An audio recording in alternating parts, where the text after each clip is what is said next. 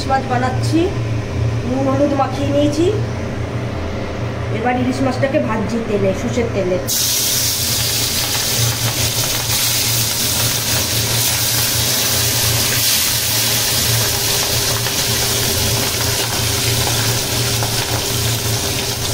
হ্যাঁ, এবার সাদা জিরে, মাছগুলো ভাজা হয়ে গেছে। এবার সাদা জিরে ফোড়ন দিয়ে দিলাম।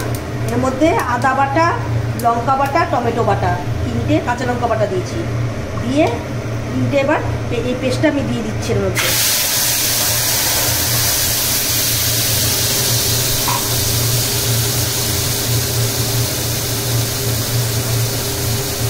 তার সঙ্গে একটু জিরে গুঁড়ো দিয়ে দিচ্ছি, হলুদ গুঁড়ো,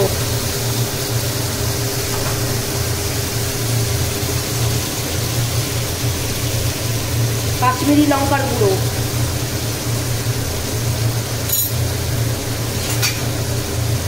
দিয়ে এবার একটা কষাতে থাকবে।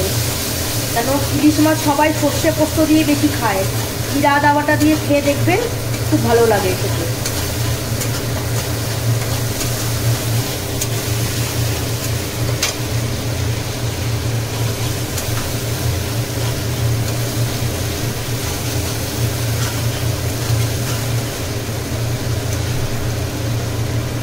এবার তেল ছেড়ে এসছে, গরম জল দিয়ে দিলাম এর মধ্যে।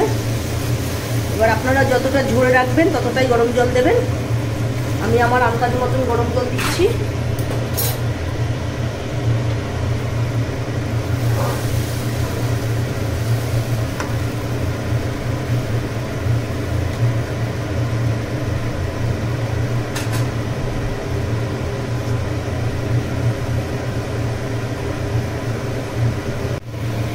হ্যাঁ, আন্দাজ মতন নুন দিয়ে দিলাম।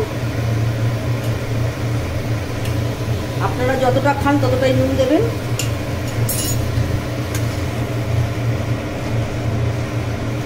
দিয়ে ঝোলটা ফুটে গেছে। এবার আমি মাছগুলো দিয়ে দেবো ওর মধ্যে।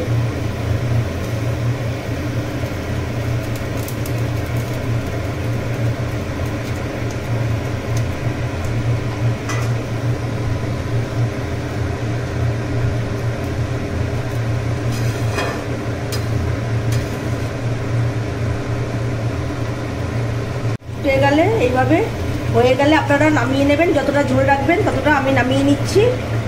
এতটাই ঝোল রাখবো। পছন্দ হলে আপনারা বানিয়ে বাড়িতে খান। লাইক, কমেন্টস, শেয়ার করুন। Thank you.